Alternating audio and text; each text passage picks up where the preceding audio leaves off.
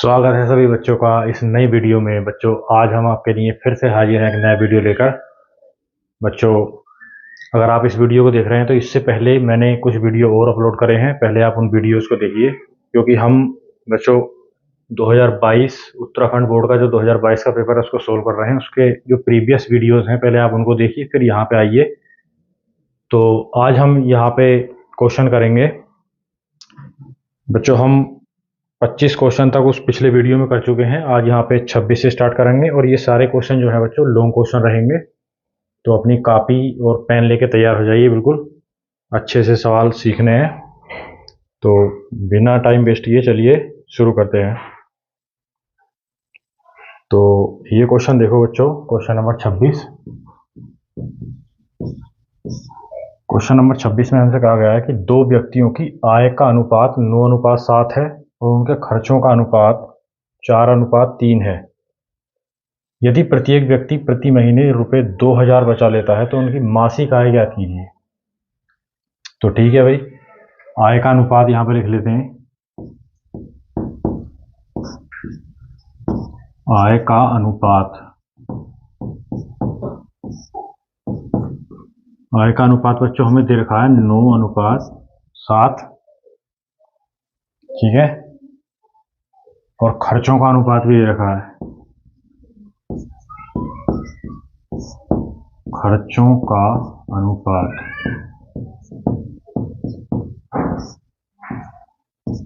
खर्चों का अनुपात है बच्चों 4:3। अब ये कह रहा है कि यदि प्रति व्यक्ति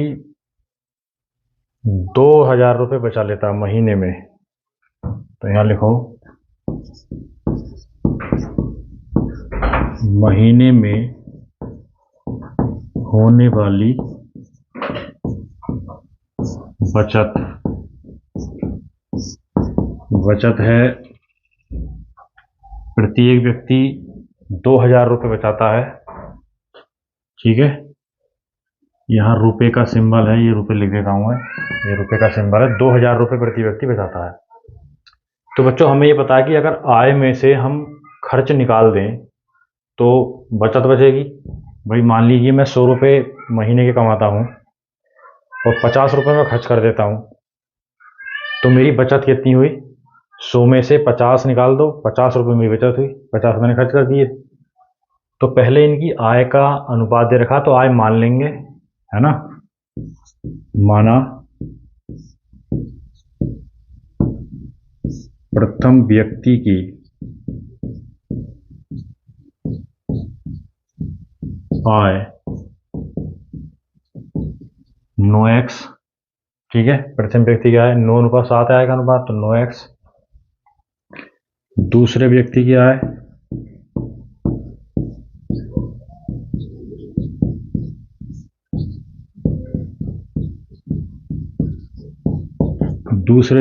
हो जाएगी भाई 7x।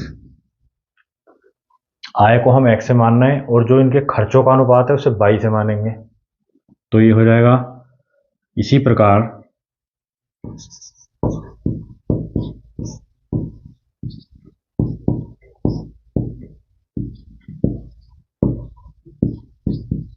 प्रथम व्यक्ति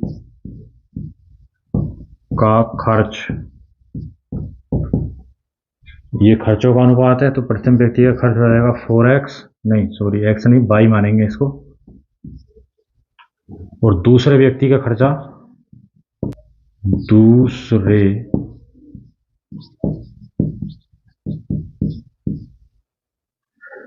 दूसरे व्यक्ति का खर्च, ये हो जाएगा बच्चों 3y।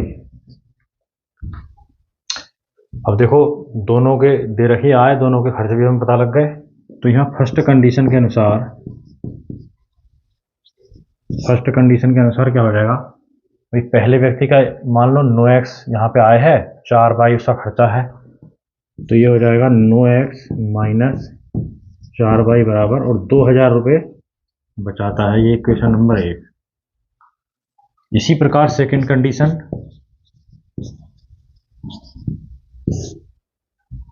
कंडीशन में हो जाएगा भाई, व्यक्ति की आय है 7x और खर्च है 3y, तो ये हो जाएगा 7x माइनस 3y बराबर, ये भी 2000 बचाता है। Equation number 2। ठीक है, अब इन दोनों इक्वेशन को किसी भी विधि से आप सोल्व कर लीजिए, x और y का मान यहाँ पे आ जाएगा। तो हम क्या करेंगे, चलो विलोपन विधि लगा देते हैं इसमें। समीकरण 1 में 4 से, यहाँ लिखेंगे बच्चों, समीकरण 1 में कितने से करोगे, 3 से कर दो, तथा समीकरण 2 में 4 से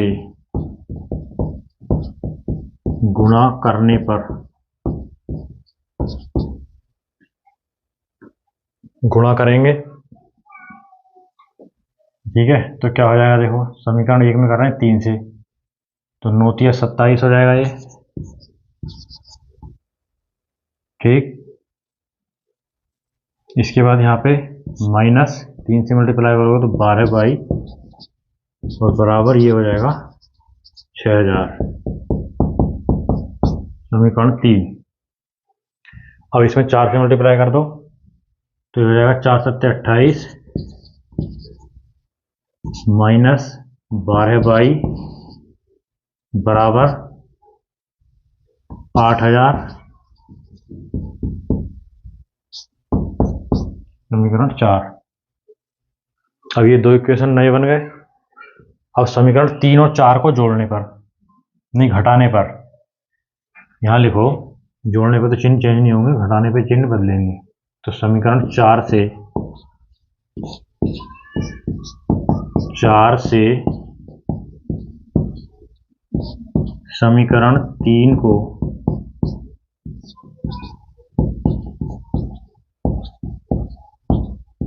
घटाने पर, समीकरण 4 से समीकरण 3 को घटा दोगे, है ना। तो चलो यहाँ पर लिखते हैं हम 28x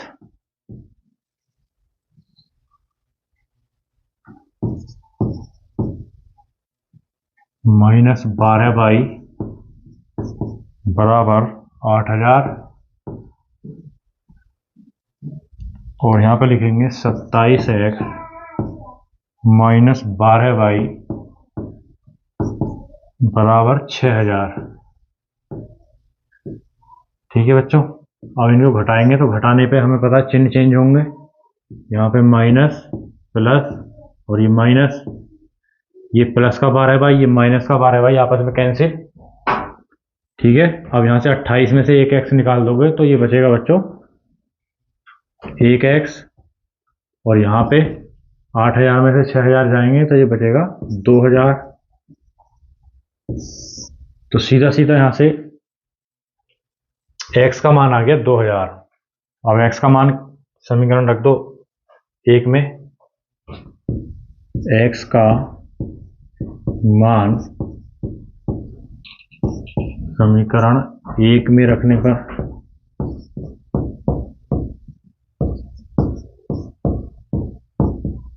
समीकरण 1 में रखोगे x का मान, तो बच्चों समीकरण 1 है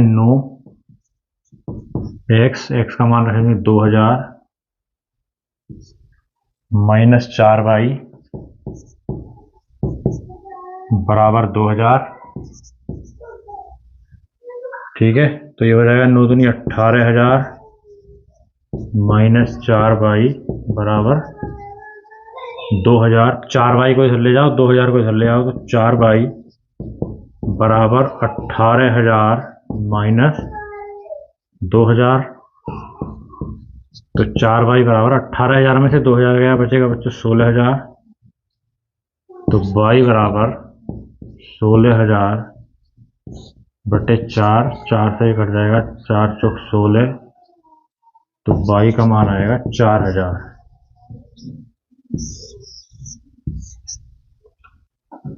अब हमसे पूछा है क्वेश्चन में हमसे पूछा है तो उनकी मासिक आय ज्ञात कीजिए। अभी आय का अनुपात ये है तो मासिक आय ये है 9x, तो यहाँ पर निकाल दोगे। प्रथम व्यक्ति की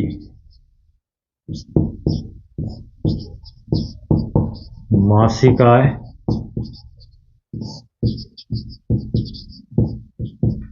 नो एक्स, ये हो जाएगा 9 गुणा एक्स का मान कितना है बच्चों 2000, तो ये हो जाएगी 18,000, है ना। रुपए लिख देते हैं इसके पहले, सॉरी,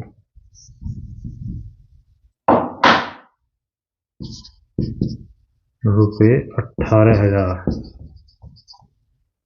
द्वितीय व्यक्ति की मासिक आय निकाल लीजिए आप।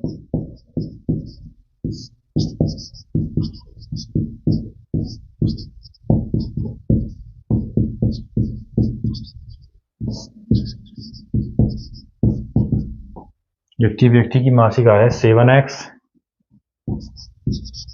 तो ये हो जाएगा 7 इंटू 2000, तो ये हो जाएगा 14,000। तो इस प्रकार ये हमारी मासिक आय आ गई। वैसे अगर इस इक्वेशन में इस सवाल में अगर हम चाहते तो बाई का मान यहाँ पे नहीं भी निकाल सकते हैं, क्योंकि हमसे केवल मासिक आय पूछी है, जो हम केवल x का मान ज्ञात करके ही बता सकते हैं। तो आप चाहें तो इसको ना निकालें, लेकिन अगर करना चाहें तो कर सकते हैं, कोई इतनी देर इसमें नहीं लगती। अगर बोर्ड के एग्जाम में आप ये सवाल कर रहे हैं तब इसको मैं कहूँगा कि आप ना करें, जिससे आपके कम से कम 2 से 3 मिनट आपके बचेंगे बच्चों। तो वीडियो पॉज करके इसको नोट करें। तो बच्चों अब इसका अगला सवाल करते हैं। इसमें एक अथवा वाला सवाल दे रखा है, उस अथवा वाले क्वेश्चन को आप करेंगे। अथवा वाले क्वेश्चन में दे रखा है एक मोटर बोट जिसकी स्थिर जल में चाल 18 किलोमीटर प्रति घंटा है। तो यहाँ लिख लेंगे बच्चों, ये भी क्वेश्चन नंबर 26 ही है। क्वेश्चन 26 का अथवा वाला सवाल है, अथवा, ठीक है। मोटर बोट जिसकी स्थिर जल में चाल, तो यहाँ लिख लेंगे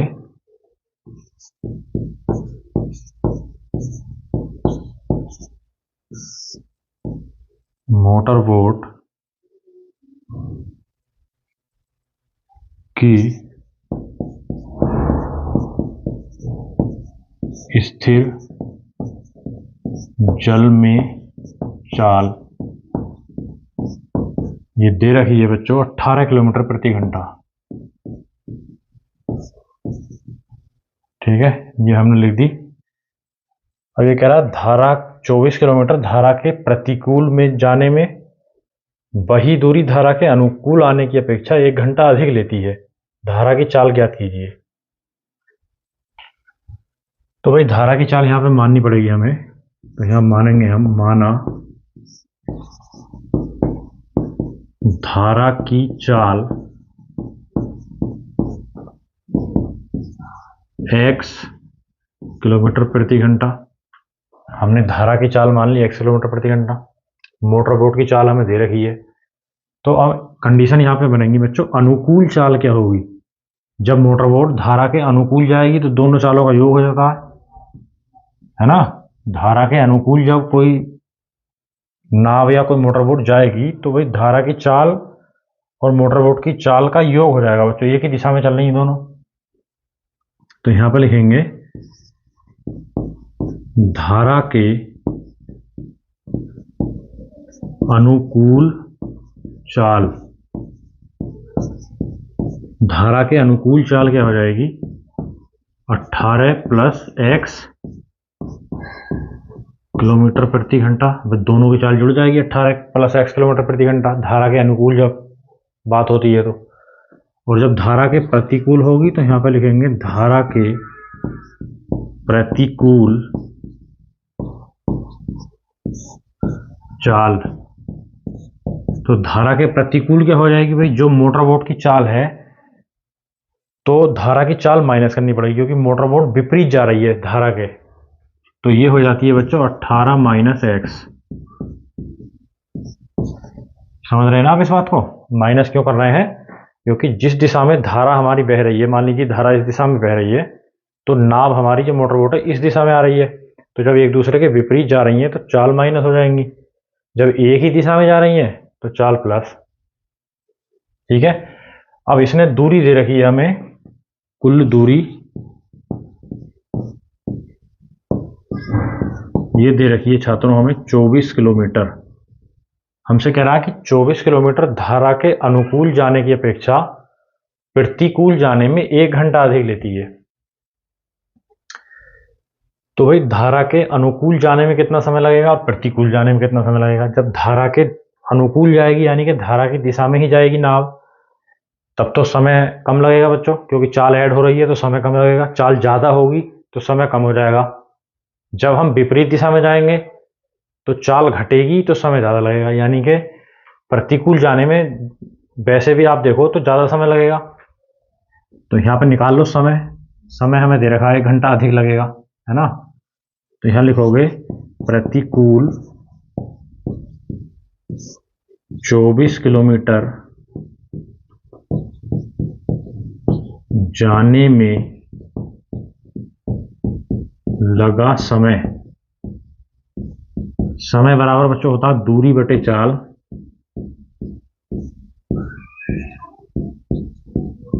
दूरी बटे चाल, तो दूरी है बच्चों यहाँ पे 24 किलोमीटर और चाल है प्रतिकूल 18 माइनस एक्स, तो इतना समय लगेगा।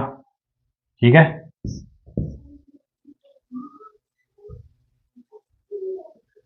अब अनुकूल जाने में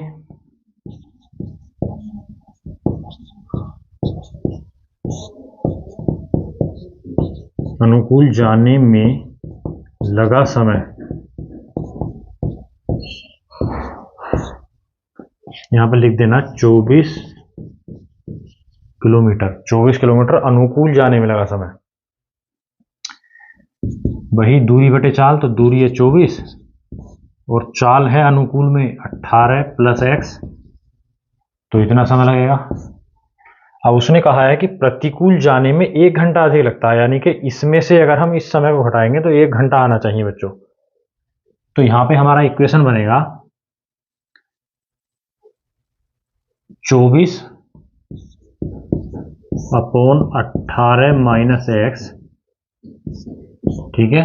इसमें से अगर इसको घटाओगे 24 अपॉन 18 प्लस एक्स, तो ये आना चाहिए बच्चों 1 घंटा। ठीक है। यहाँ पे इसका मात्रा घंटे लिख सकते हो, इतने घंटे इतने घंटे। ठीक है। तो इसमें से ये घटाया तो 1 घंटा बचा, तो ये हमारा इक्वेशन बन गया मेन। अब हम इसको सोल्व करेंगे। इसको सोल्व करने के लिए छात्रों इसका एलसीएम लेना होगा हमें। जब एलसीएम लेंगे तो ये हो जाएगा 18 माइनस एक्स और 18 plus x. 18 minus x 18 plus x दोनों यहाँ पे आ गए, तो 18 माइनस एक्स से 18 माइनस एक्स कैंसिल हो जाएगा, बचेगा 18 प्लस एक्स। तो ये यहाँ पे 24 की मल्टीप्लाई होगी 18 प्लस एक्स के साथ, माइनस 18 प्लस एक्स से ये कैंसिल हो जाएगा, बचेगा 18 माइनस एक्स। तो 24 की मल्टीप्लाई होगी 18 माइनस एक्स के साथ बराबर 1। अब हम क्या करेंगे, क्रॉस मल्टीप्लिकेशन करेंगे बच्चों इनका। क्रॉस मल्टीप्लिकेशन में क्या होगा, 24 18 plus x minus 24 18 minus x बराबर 18 माइनस एक्स 18 प्लस एक्स। ठीक है। 18 माइनस एक्स 18 प्लस एक्स। अब क्या करेंगे भाई, इसकी मल्टीप्लाई कर दो। 24 गुणा 18 प्लस 24x माइनस 24 गुणा 18 माइनस माइनस प्लस, है ना, माइनस माइनस प्लस 24x बराबर, ये देखो a minus B a plus B, तो ये हो जाएगा a square minus B square, यानी कि 18 का स्क्वायर माइनस एक्स का स्क्वायर।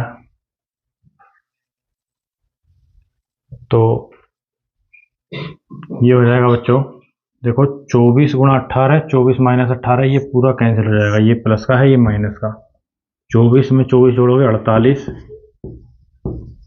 बराबर 18 का स्क्वायर होगा 324 माइनस एक्स स्क्वायर। ठीक है, अब क्या करेंगे, इसको एक तरफ ले लो, इसको इधर ले आओ सबको, तो ये हो जाएगा एक्स स्क्वायर माइनस, इधर लेकर आओगे तो ये तो प्लस 48 ही रहेगा, 48x माइनस 324 बराबर 0।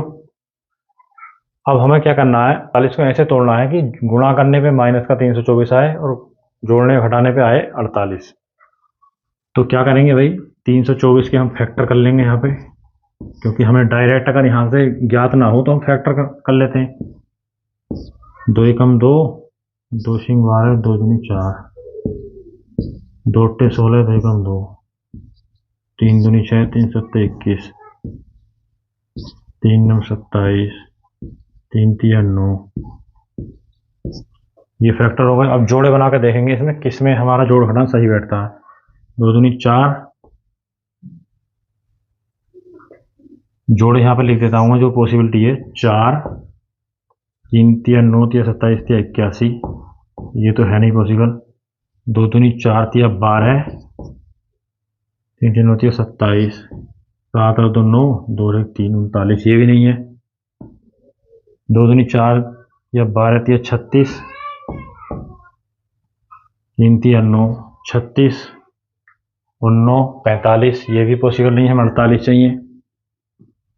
इसके बाद हुआ 2 दूनी 4 तिया 12 तिया 36, 36 और 3 तिया 9, ये ऐसे कर लो, 2 की मल्टीप्लाई इससे करके देखो, 2 तिया 6, 3 तिया 27 दूनी 54, 54 और 6 पॉसिबल हो सकते हैं। 54 में से 6 गए 48 और 54 और 6 की मल्टीप्लाई करेंगे 324 आएगा।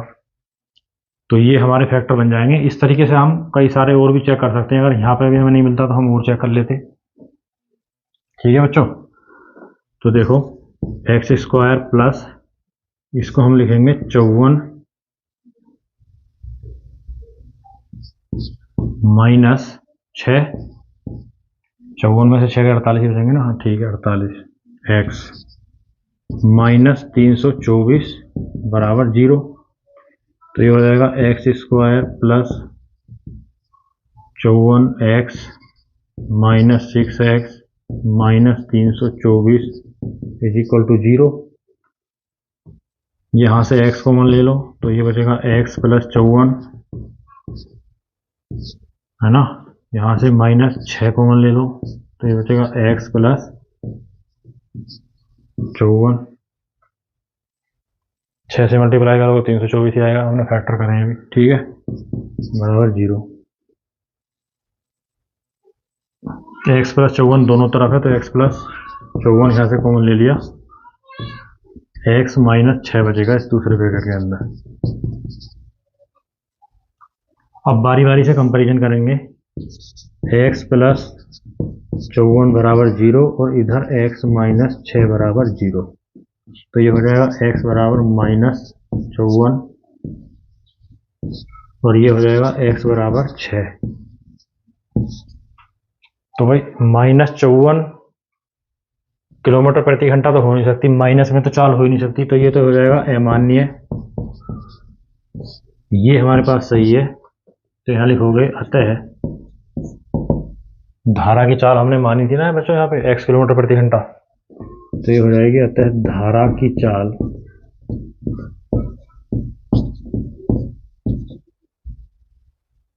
छः किलोमीटर प्रति घंटा होगी। भाई है मेरा थोड़ा ऐसे ही बनता है, इसको देख लेना। ठीक है, तो ये क्वेश्चन हो गया, इसको आप नोट कर लें, फिर हम आगे चलेंगे। कर लिया, हम अगला सवाल करेंगे बच्चों। क्वेश्चन नंबर 27 है,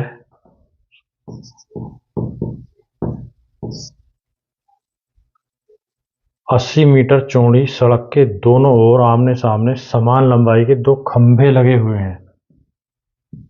80 मीटर चौड़ी मान लीजिए सड़क है, इसके दोनों ओर समान लंबाई के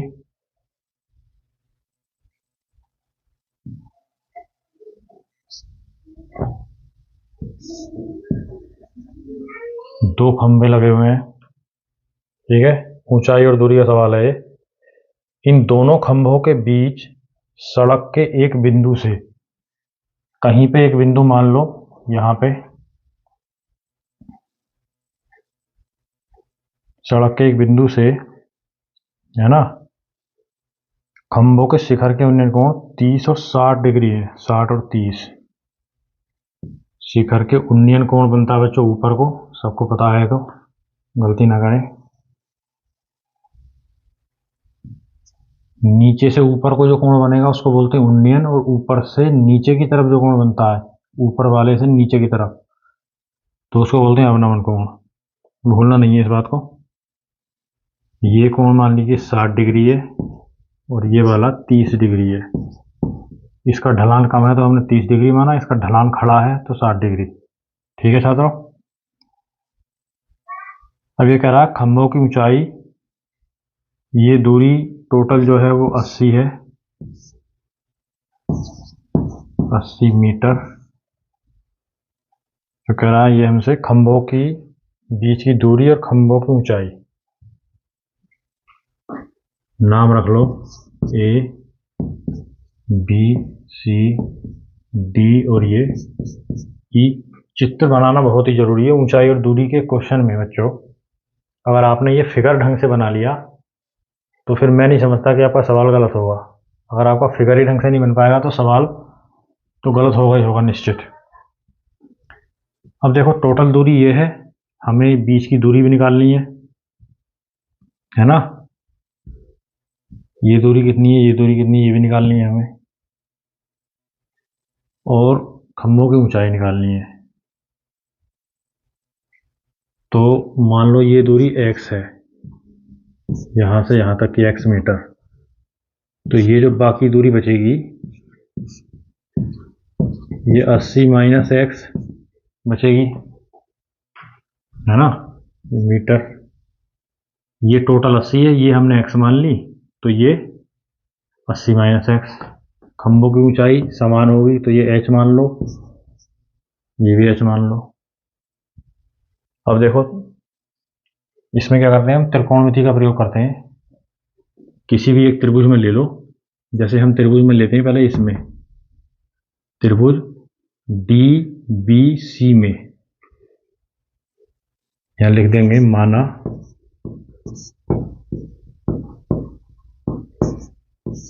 खंभों की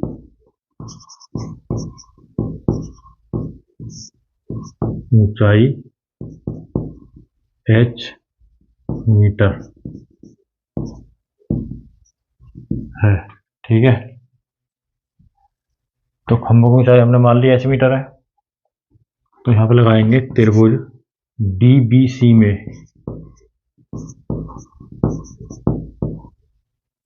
DBC में क्या हो जाएगा, tan 60 लगेगा, क्योंकि हमें ये और ये दूरी में रिलेशन निकालना है। तो ये आधार है और ये लंब, आधार और लंब में रिलेशन बताने वाला त्रिकोणमितीय अनुपात है वो बच्चों tan होता है। तो tan 60 हमने इसलिए लगाया, बाकी कोई दूसरा रेशियो इसलिए नहीं लगाया, ठीक है, क्योंकि हमें लंब और आधार में रिलेशन निकालना तो इसलिए tan लगेगा। अगर अभी हमें इसमें और इसमें रिलेशन होता तो हम कोस लगा देते, इसमें और इसमें होता तो हम साइन लगाते, ठीक है। तो यहाँ पे tan 60 डिग्री, tan थीटा बराबर होता लंब बटे कर्ण, वो लंब बटे आधार। तो लंब है ये h, है ना, इसको हम ऐसे लिख सकते हैं DC बटे BC। tan 60 का मान त्रिकोणमितीय सारणी से सबको पता है वर्गमूल 3 होता है। DC का मान है h और BC का मान है x, हमने मान रखा है। तो यहां से x का मान आ जाएगा h बटे वर्गमूल 3, समीकरण नंबर 1। अब हम लेंगे त्रिभुज EAB में, ठीक है, ये A है, यहाँ पे देखो त्रिभुज EAB में, यहाँ पे भी हमें इसमें और इसमें रिलेशन निकालना है, इसलिए tan लेंगे। तो यहाँ पे हो जाएगा tan 30 डिग्री बराबर EA अपॉन AB, और EA है H और AB है बच्चों 80 माइनस x। ठीक है, tan 30 का मान सबको पता होता है कि 1/3 होगा। ये टेबल बनाना भी मैं सिखाऊंगा आपको, जब हम चैप्टर वाइज टॉपिक पे वीडियो लेकर आएंगे तब मैं इसको पूरी डिटेल में बताऊंगा आपको। त्रिकोणमितीय सारणी के ये मान आपको याद होने बहुत जरूरी है बच्चों, तभी आप त्रिकोणमितीय क्वेश्चन कर पाओगे। तो ये हो गया h बटे 80 माइनस x, क्रॉस मल्टीप्लिकेशन कर लो, h वर्गमूल 3 बराबर 80 माइनस x, है ना। अब हम क्या करेंगे, इस x को इधर ले आओ, इसको इधर ले जाओ, तो x बराबर यहाँ से हम निकाल सकते हैं 80 माइनस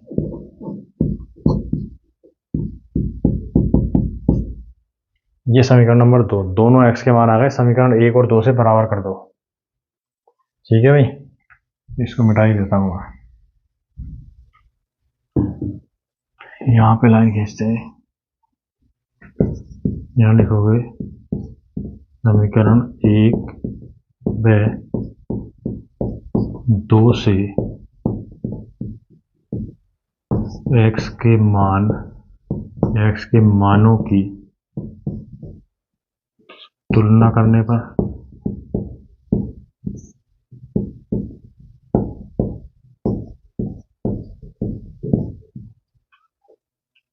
तुलना करेंगे तो h बटे वर्गमूल 3 बराबर समीकरण 2 से क्या है 80 माइनस h √3, दोनों के मानों की तुलना कर दी। अब इस √3 की इधर मल्टीप्लाई कर दो, या इस h√3 को पूरा का पूरा उठा के इधर ले आओ, तो ये हो जाएगा h वर्गमूल 3 प्लस h बटे वर्गमूल 3 प्लस h√3 बराबर 80, है ना। अब क्या करेंगे, मल्टीप्लाई कर दो, h प्लस इसकी मल्टीप्लाई से करेंगे 3h बटे वर्गमूल 3 बराबर 80, तो 4h बराबर 80 वर्गमूल 3, तो h बराबर क्या आ जाएगा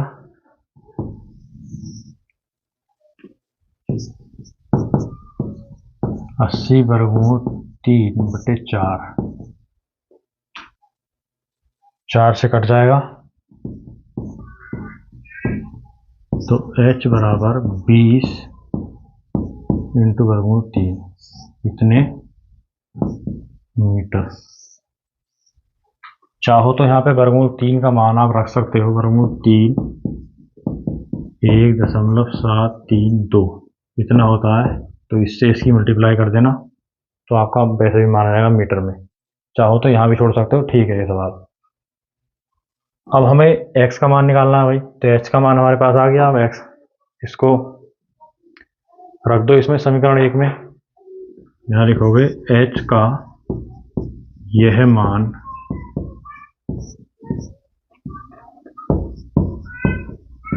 समीकरण 1 में रखने पर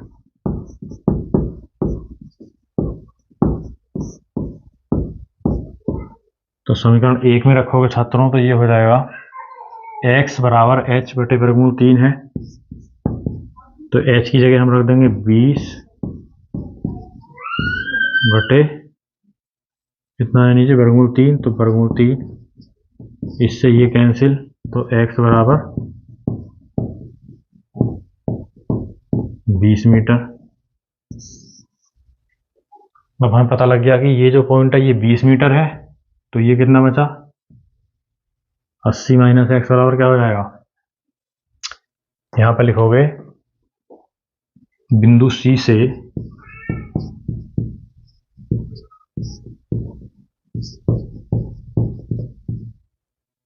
से या बिंदु की C से दूरी लिखो, बिंदु की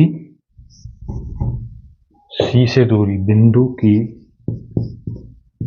C से दूरी भाई बिंदु की सी से दूरी कितनी है x, तो x कितना है 20 मीटर, तो 20 मीटर। अब बिंदु की ए से दूरी,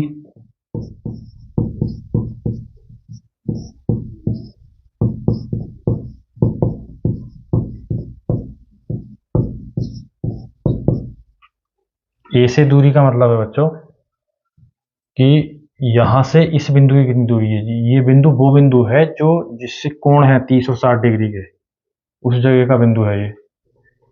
तो ए से बिंदु की दूरी हो जाएगी 80 माइनस एक्स, यानी कि 80 माइनस 20 बराबर 60 मीटर। तो खंभे की ऊंचाई भी हमने निकाल दी और दोनों खंभों से बिंदु की दूरी भी निकाल दी, देखो। तो इस प्रकार बच्चों ये सवाल हो जाता है। थोड़ा सा अगर आप इसको हल्के मन से करोगे तो सवाल जल्दी से हो जाएंगे। आप टेंशन में रहोगे, घबरा के सवाल करोगे तो फिर बहुत दिक्कत होने वाली है। घबराने की कोई ज़रूरत नहीं है। कोई भी चीज़ अगर समझने में आपको परेशानी हो रही है तो नीचे कमेंट करें, मैं आपको अगले वीडियो में कोशिश करूँगा कि उस चीज़ को समझा दूँ या उस पर नया वीडियो बना दूँ। ठीक है बच्चों, तो इसको आप नोट कर लें। तो बच्चों अब 27 का अथवा वाला जो क्वेश्चन है वो करेंगे। 27 का अथवा वाला क्वेश्चन, ये क्वेश्चन 27 ही है और इसका अथवा वाला क्वेश्चन। ठीक है, ये भी ऊंचाई और दूरी का सवाल है, त्रिकोणमिति का।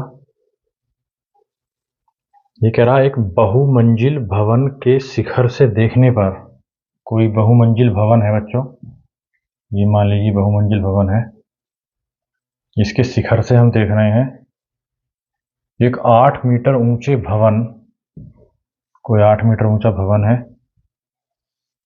है ना, इसके शिखर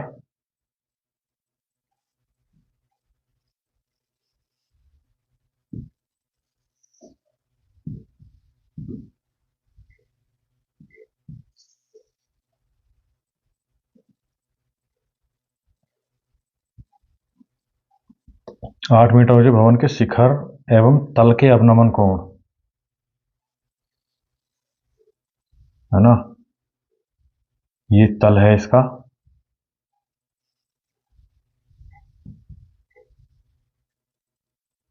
जी है बच्चों।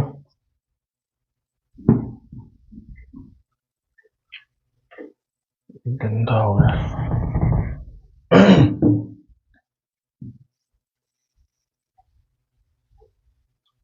देखो, बहुमंजिल भवन के शिखर से हम देख रहे हैं ये 8 मीटर ऊंचा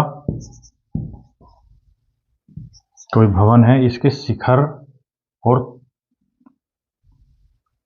तल, ये शिखर है ये तल है, इसके अवनमन कोण, शिखर का अवनमन कोण है बच्चों ये, और तल का अवनमन कोण है ये। ठीक है, तो शिखर का अवनमन कोण है ऊंचे भवन के शिखर एवं तल के अवनमन कोण 30, तो ये तो है 30 डिग्री,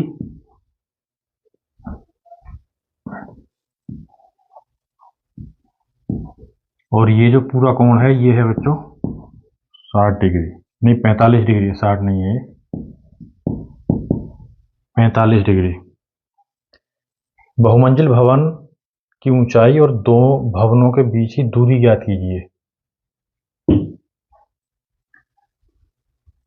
तो जब बच्चों हमें पता है ये तिर्यक रेखा हुई और ये दो समांतर रेखाएं हैं, तो इनके बीच के जो कोण बनेंगे एकांतर कोण होंगे।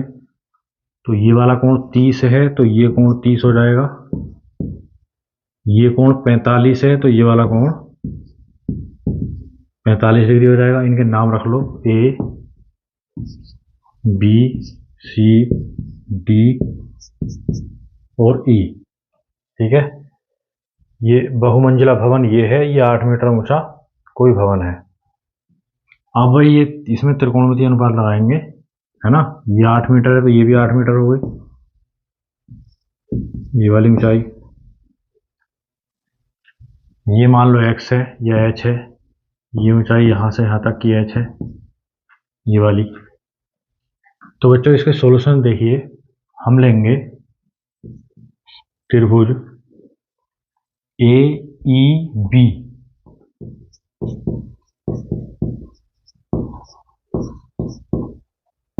AEB में, अब देखो ये है, इसको मान लो x मीटर, क्योंकि दोनों भवनों के बीच की दूरी निकालनी है, तो ये x है तो ये भी x हो गई, है ना, क्योंकि दोनों बराबर है। तो त्रिभुज AEB में tan 30 बराबर हो जाएगा AB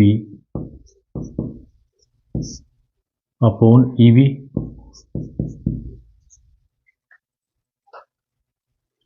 तो tan 30 का मान बच्चों होता है 1/3, यहाँ पे रख दिया।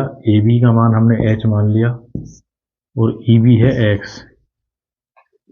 मल्टीप्लिकेशन कर दो क्रॉस की, तो x बराबर h√3। ये हो गया समीकरण नंबर 1। अब इसी प्रकार हम लेंगे त्रिभुज ADC में।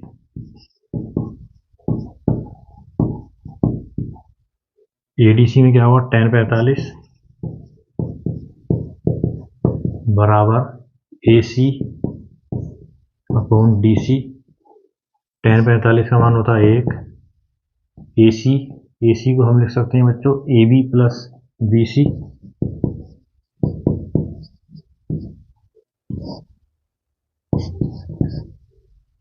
बटे DC।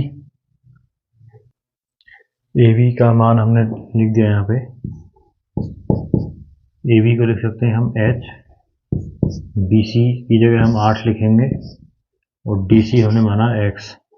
तो x बराबर h प्लस 8, ये समीकरण नंबर 2 हो गया। x का मान यहाँ से आ गया, x का मान यहाँ से आ गया। तो बच्चों यहाँ लिखेंगे समीकरण 1 व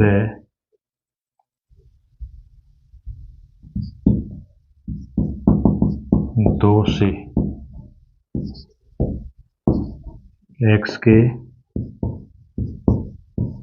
मानों की तुलना करने पर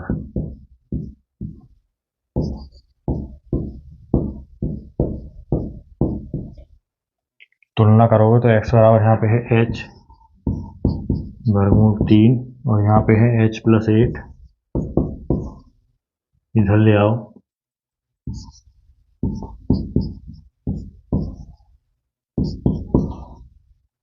ठीक है। तो यहाँ से h कॉमन ले लो, √3 माइनस 1 बराबर 8। तो h बराबर 8 बटे √3 माइनस 1। अब हम क्या करेंगे, परिमेयकरण कर दो इसके हर का। जब हर का परिमेयकरण है तो h बराबर हो जाएगा बच्चों 8 बटे √3 माइनस 1 गुणा √3 प्लस 1 बटे √3 प्लस 1। तो ये हो जाएगा 8 √3 प्लस 1 बटे 3 माइनस 1। भाई a minus B, a plus B, तो इसका स्क्वायर करोगे तो 3 आएगा, माइनस इसका स्क्वायर करेंगे 1 आएगा। तो ये हो जाएगा 8 √3 प्लस 1 बटे 2, 2 से ये कट गया 4 बार। तो ये हो जाएगा 4 √3 प्लस 1। h का मान इतने मीटर, ठीक है। इसमें मल्टीप्लाई भी हम कर सकते हैं √3 का मान रख के, तो उससे भी निकल जाएगा। तो √3 का मान रख लीजिए, क्योंकि यहाँ पे 8 हमें जोड़ना है, जब जाके पूरी ऊंचाई आएगी AC। तो h बराबर यहाँ पे हो जाएगा 4, 1.732 प्लस 1 इतने मीटर। तो ये हो जाएगा 2.732।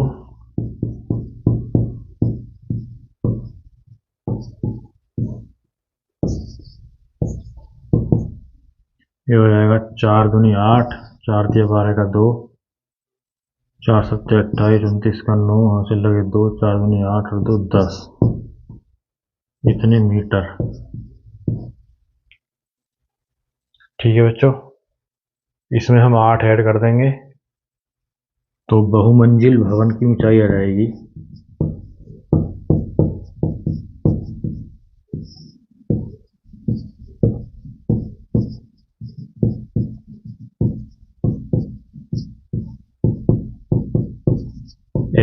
8 मीटर। तो h का मान आ गया 10.928 प्लस 8, तो ये हो जाएगा 18.928 मीटर। ठीक है, 10 ये और इसमें 8 जोड़ दिया तो 18.928 मीटर।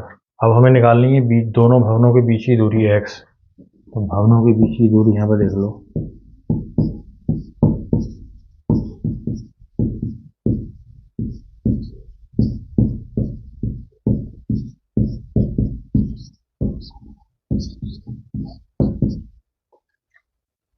यहाँ से हमने x का मान निकाला है h वर्गमूल 3, है ना बच्चों, h वर्गमूल 3, ये है h वर्गमूल 3।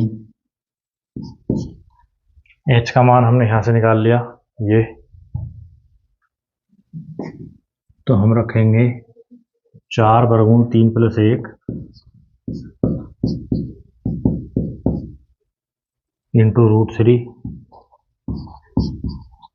मल्टीप्लीकेशन करेंगे अंदर,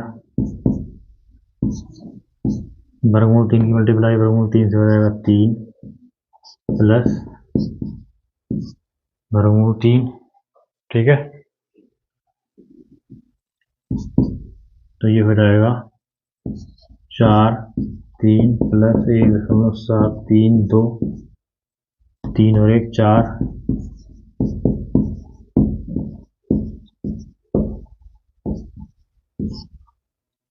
इसी मल्टीप्लाई कर लेंगे, 4 दूनी 8, 4 तिया 12 का 2 हासिल लगा 1, 4 सत्ते 28 और 1 29 का 9 हासिल लगे 2, 4 चौक 16 तो 18।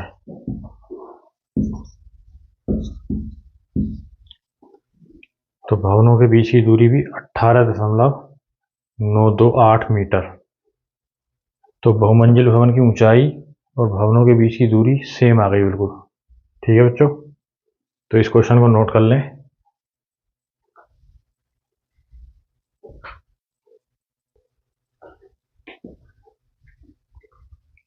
तो इस प्रकार से हमारा ये क्वेश्चन हो जाएगा बच्चों।